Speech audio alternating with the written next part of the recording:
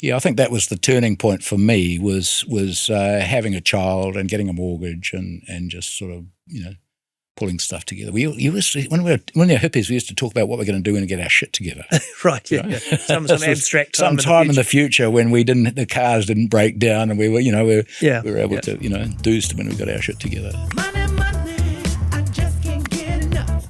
With me today, I have Peanut Butter King, Pic Picot, founder and now part owner of Pics Peanut Butter. Kia ora, Pic. Welcome to Money Talks. Thank you. Look, I say part owner because you've recently just sold a majority stake in Pics, right? And, it's pretty big news for a lot of people. What can you tell us about that sale? Well, we were looking to put more money into the business, and I'd already advanced sort of everything I could into it. And so bringing another partner in, which allowed us to sort of get some more capital, and to repay my loan. Was a really good move for us, and I've been ready to sort of spend less time at work and just continue with some of the marketing stuff, the fun bits. Yep. And spend more time out at my bit of land out at Maraho. Sure. So does that having a new capital come in and a new ownership structure, does that give you some more scope to expand as well? Like, would you imagine tackling Australia? Yeah. So our partners is a company called Scalzo, which are very low key. They're ingredient suppliers, and they're one of New Zealand and Australia's biggest peanut distributors. So they've got really good access to peanut supply, which is important for us. Perfect for you guys, yeah. And look, I know you're not supposed to talk about what the sale was worth exactly, but can I ask, was there still a sense of celebration about getting that sale done and earning some financial reward for all that hard work that you put into the business? Yeah. No, there certainly has been that, and it's allowed me to sort of take a step back and be, independent of the business for some time. So yeah, it's been a really good thing for me. And, it's allowed us to be confident that, we're not going to suddenly run out of money and the bank's going to come along and, lock the doors. Was there a sense of going out and splashing out? Do you think the bank balance will change your attitude to money? Well, not mine. So Amy, my daughter, my stepdaughter, is running the company now. Yep. So, she's being very, very frugal with that money. Yeah. So, it's going to allow us to fulfil the plan that she's been working on. So it's still very much an eye on the long-term development of the business. And Scalzo are providing us with a hell of a lot of really useful skills and systems and really good people who are bringing a hell of a good contribution to what we've got down there. Sure. Look, I'll come back to the story of founding Pics because it is an amazing story. But I want to go right back if I can and just ask you, what were your first memories of money in your life and the importance of money? Well, Dad used to have a little notebook. It was sort of one of those red ones with the wavy sort of lines on it. Yeah. And I think I got 2 and 6 a week, and I used to have to sign for it each week. I had to sign for my 2 and 6, and I get it.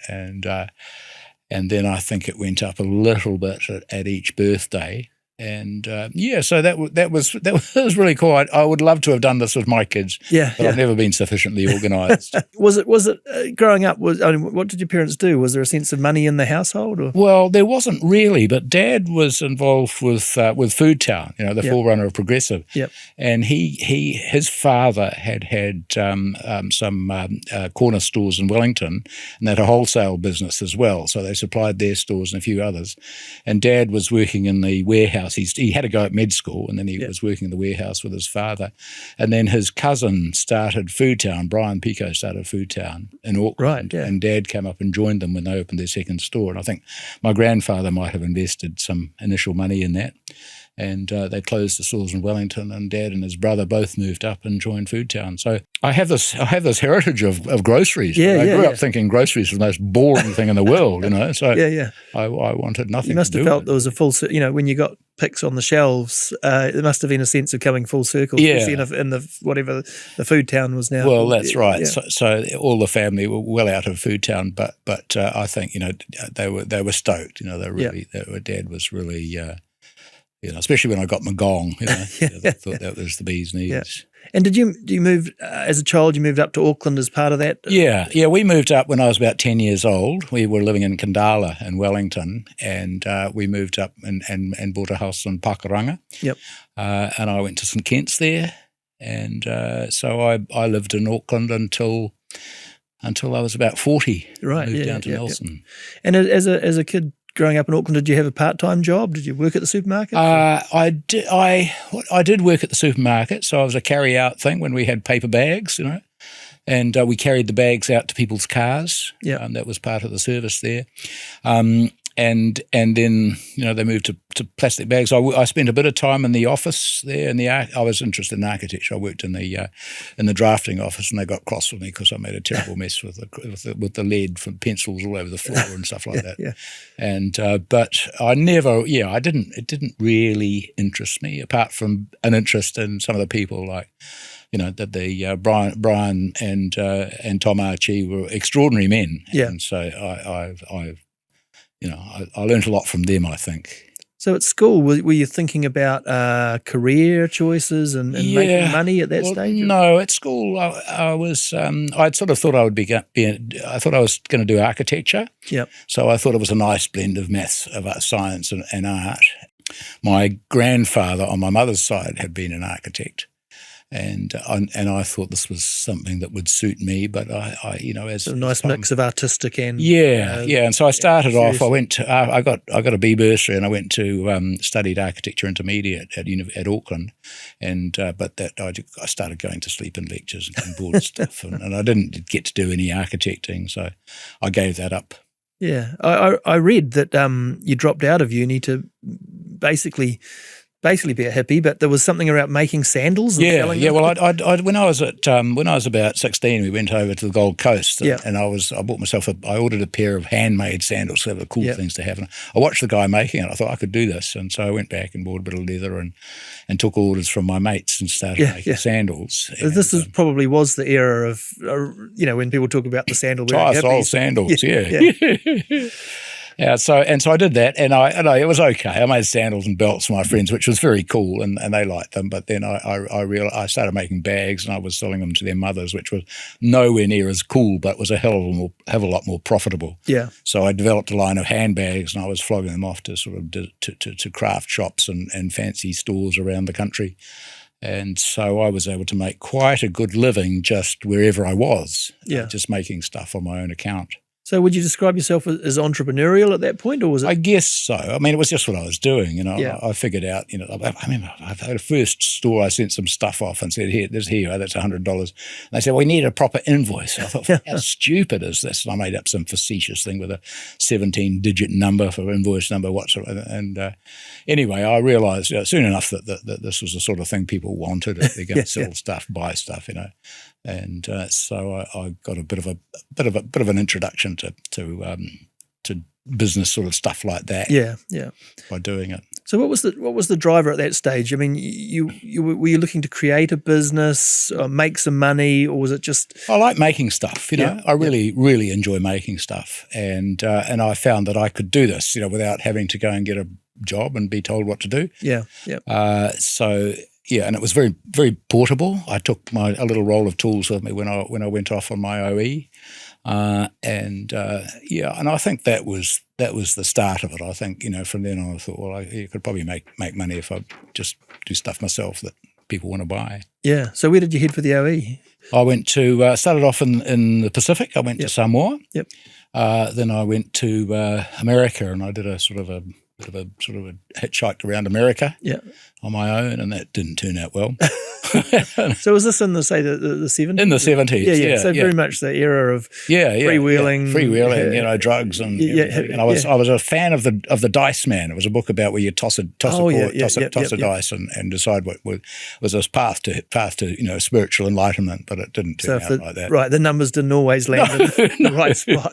Yeah. So you haven't applied that right through the business. No, I gave that up after a while. Yeah, but there was a lot of that sort of stuff around at that time, wasn't there? There were some really interesting ideas, and I came back and I joined a community in Coromandel, and I really liked that idea of getting back to more basic life and not being, spending our existence buying stuff and buying our way to happiness. There was a real wave in New Zealand of people of your generation, I guess, heading for Coromandel and around Nelson, actually, in West Coast. It was unique, And did that, how long did that last? Because famously some of them fell to bits because of the organisational stuff involved. And Yeah, well, the Moihau community is still going in Yep. Coromandel. It's not not how it was initially. Yep. I don't think so, but it's still, it's gives people opportunity to live out their dreams and.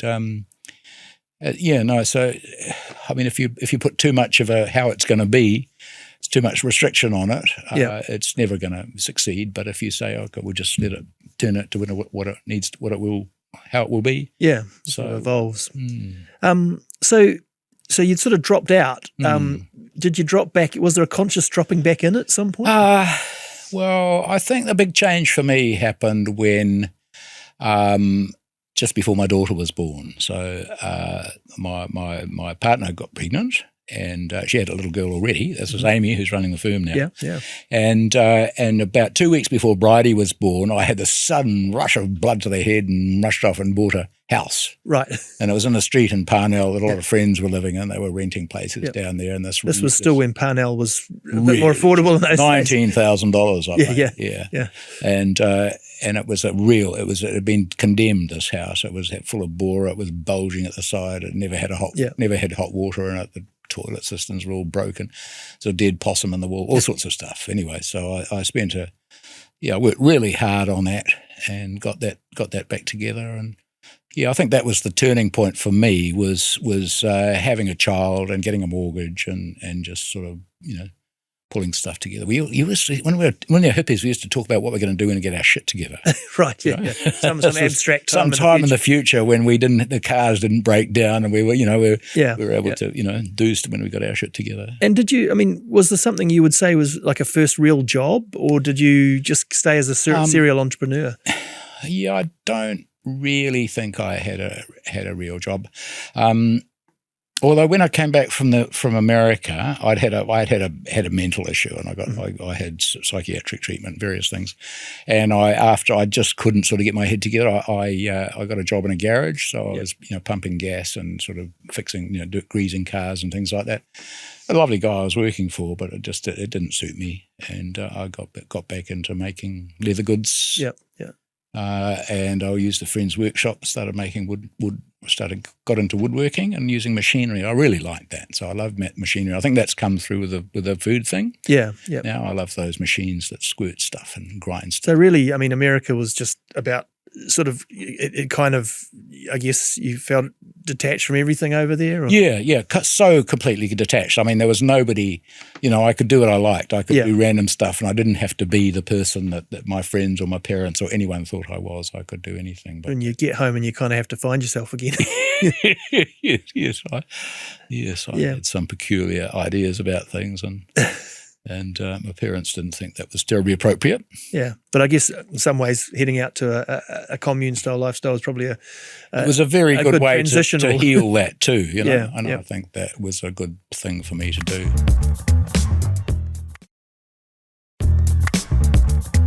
I guess just to take us to the Pics thing, were you? Obviously you were getting quite good at leatherworking and all that sort of stuff. But were there other things that you've done in between that? And, well, after the leatherworking, so when I decided to get back into leatherworking after coming back from the States, I took a corner in a friend's woodwork shop.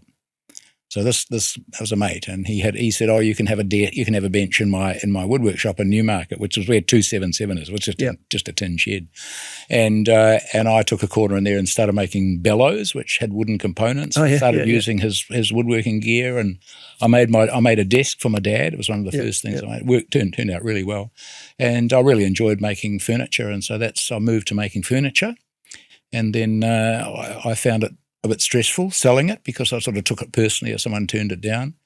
And so I started making giftware. Right. So I knew about the giftware market with the belts and bags and things, and started making panic packs in emergency break glass of cigarettes and condoms and things. Did you brand that sort of stuff? I branded it all up. So I had different things. So I had Pico and Edgar's Botanical Supply Company, which was making flower presses and a cannabis fertilizer thing, called Homegrown Botanicals or something like that. Yeah. And so I branded it all, and I had cool little.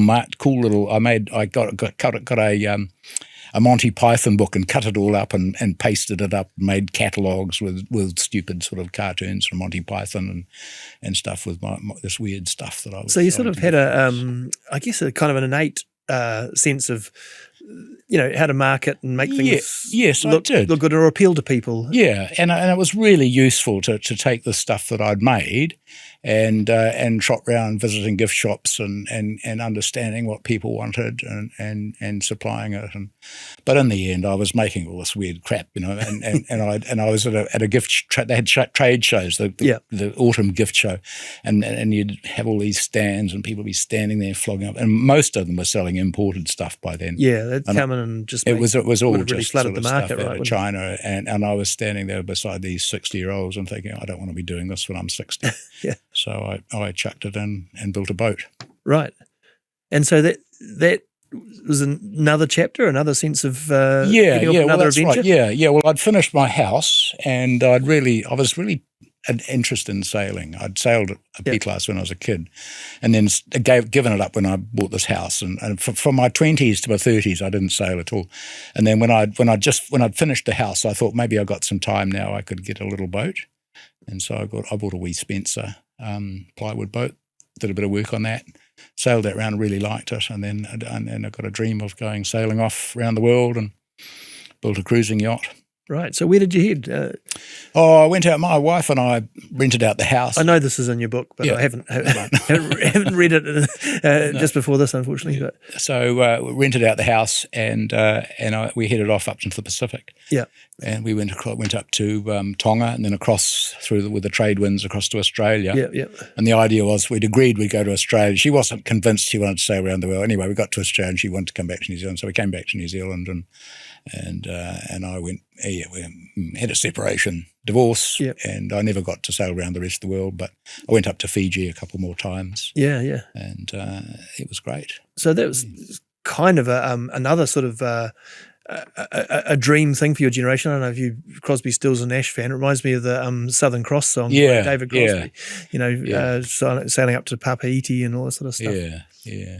It seems like, life has been a series of adventures for you. Is that? I've been really lucky, and doing that sailing after I got back, after sailing around the Pacific and getting back to New Zealand, I thought, Jesus, what can I do now that's going to, be anything close to the sort of challenge that this has been, and the satisfaction. Although I found it odd not doing stuff, sailing, I just sort of mooching around all day. I did have to ask myself after a year what I had achieved. But I decided I wrote a poem coming across the Tasman, and I appointed this poem as my year's achievement. Right. Yeah. And that was okay. I felt okay with that. So although I guess just traversing that distance on your own steam or the wind was pretty good. It was hugely rewarding, and you felt really you could do anything after doing that.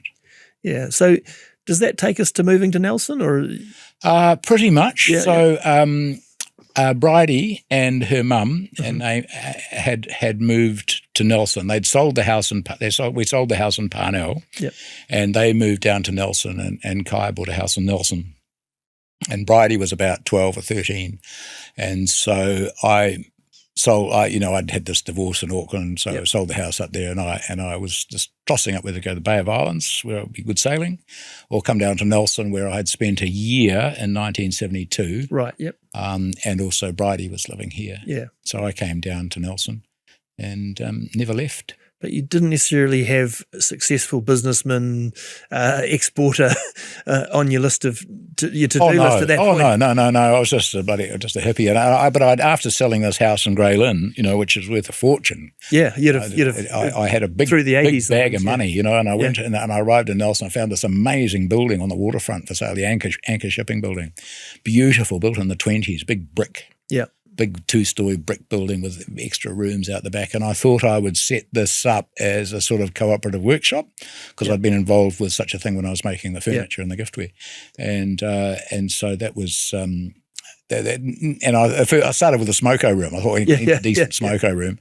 And its smoko room got a bit carried away and it turned into a flash restaurant. I thought, I'll just rent that out, Yeah. But of course, nobody wants to rent a restaurant. So I had to run it and I knew nothing about it. So I was a terrible failure. Well, I guess a lot of people in business, when they have something that fails, they learn something from it. I mean, Well, I suppose so. My next venture, I actually spent a bit of time on researching. I was going to charter out my boat, and so I started looking into what was available by way of charters, and ended up producing a directory of charter boats for 7 years. Completely forgot what I was thinking. Ended up with this directory of charter boats, and that was really fun. I got to meet all sorts of salty people and go wandering around marinas, and then I came back to what I was trying to do, and I started a sailing school.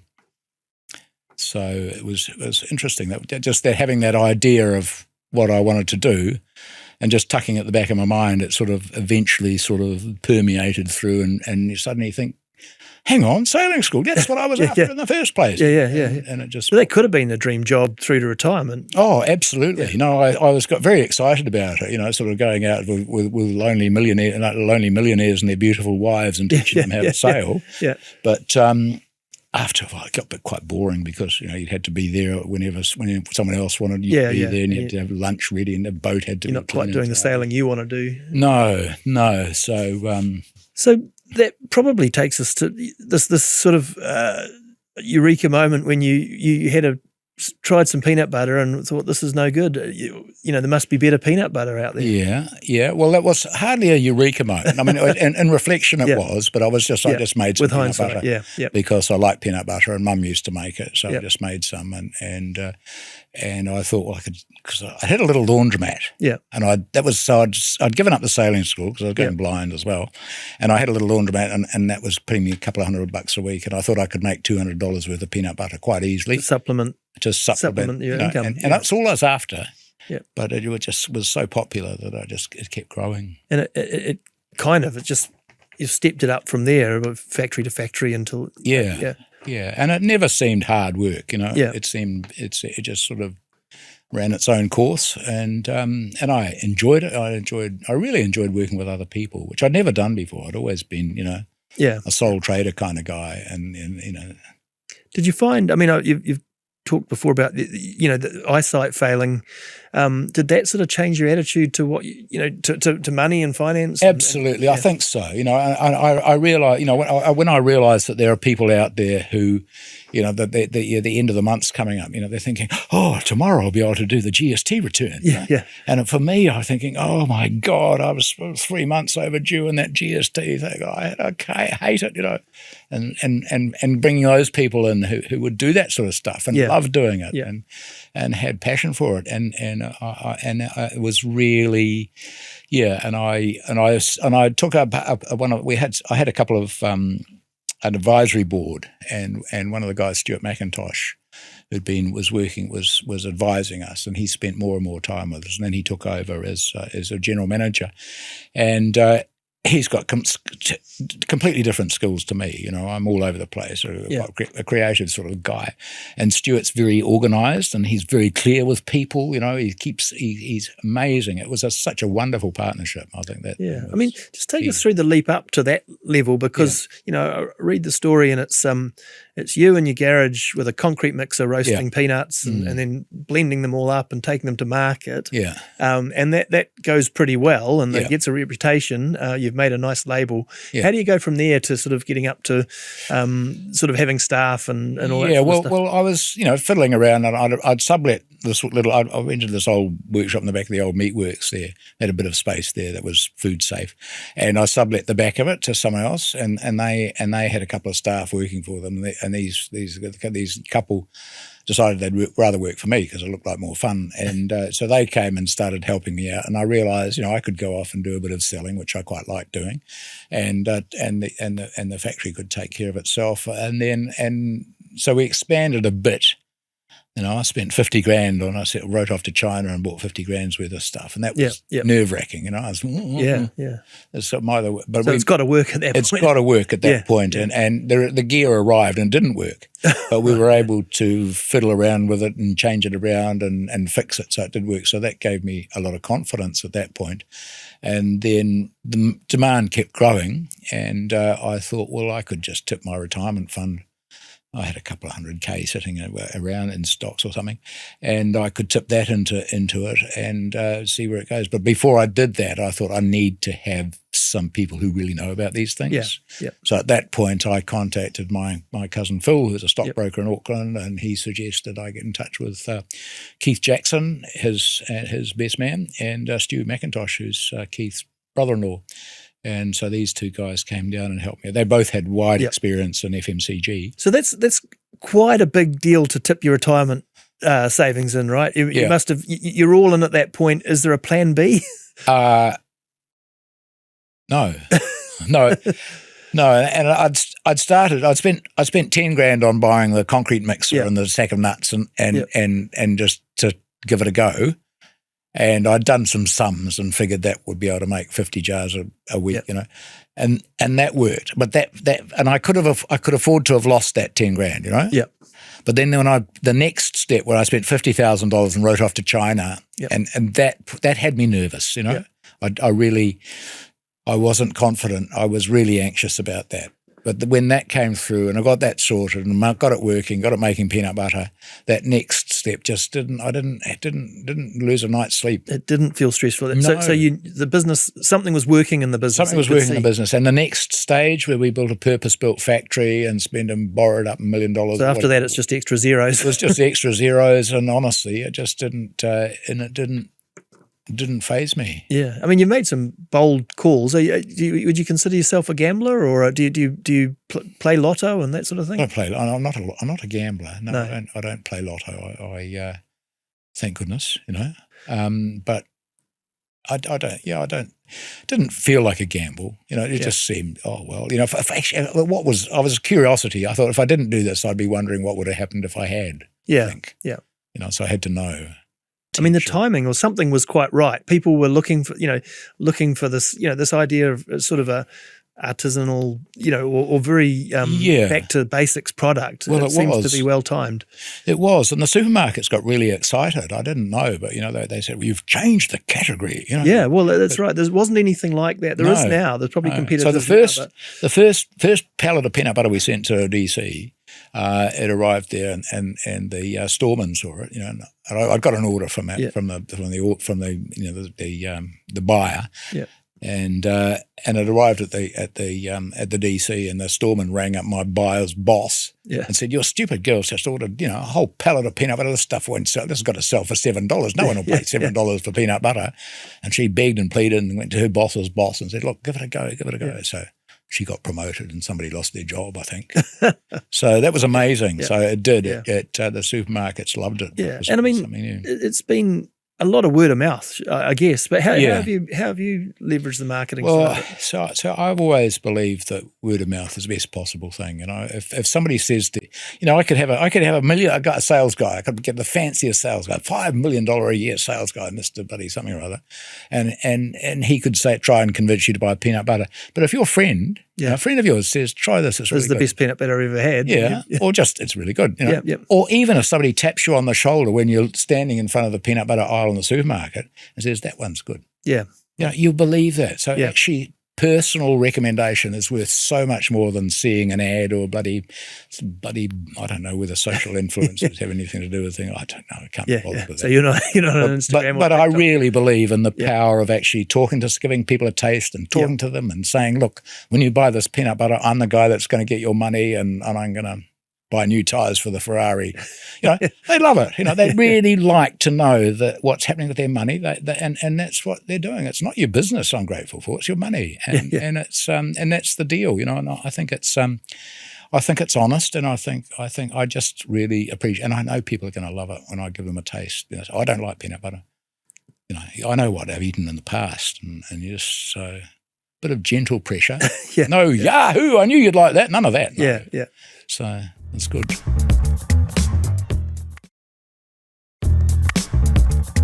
Look, I've got a few of our quick fire questions here. Some of them, the answers might seem obvious now. We've talked through all of this stuff, but what's the poorest you've ever been?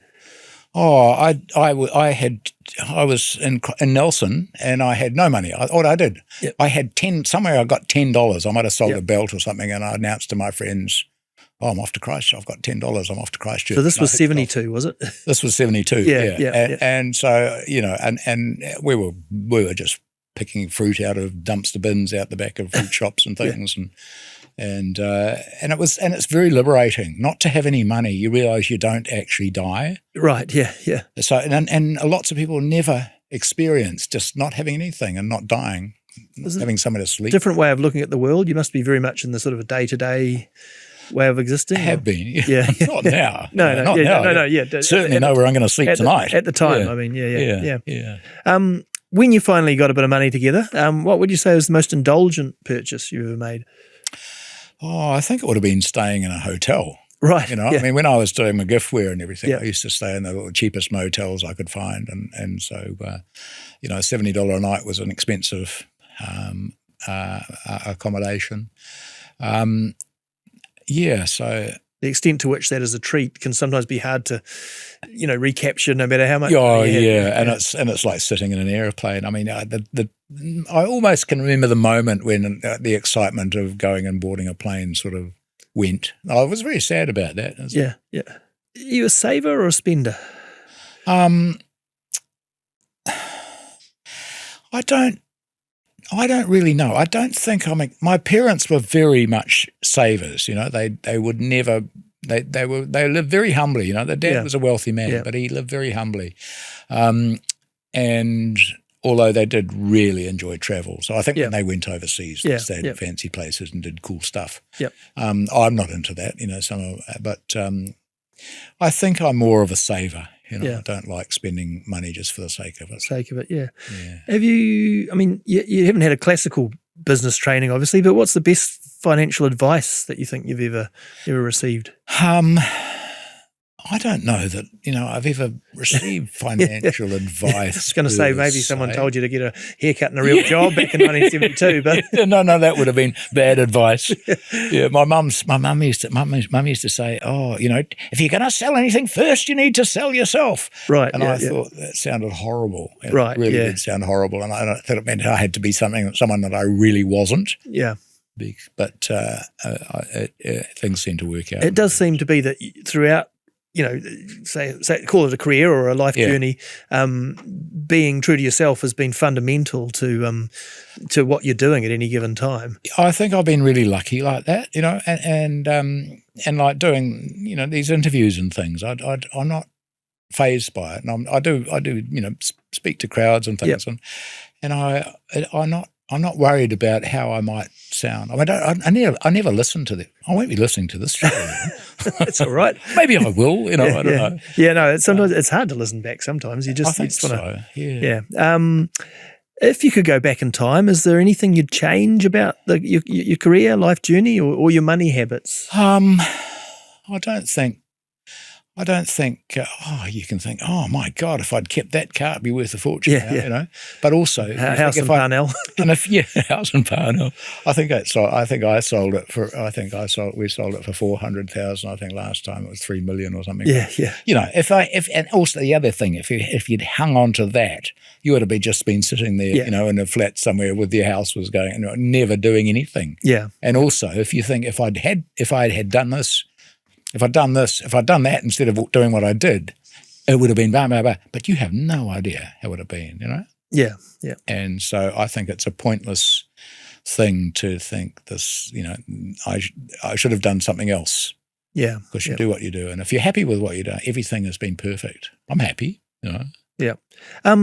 This question, I thought I had it already answered in my head, but then you mentioned that honest approach to business and the money. Yeah. Is making money important to you, or is it a byproduct of success? Oh, well, I guess it's a byproduct of success. I don't think I've worked hard, Right.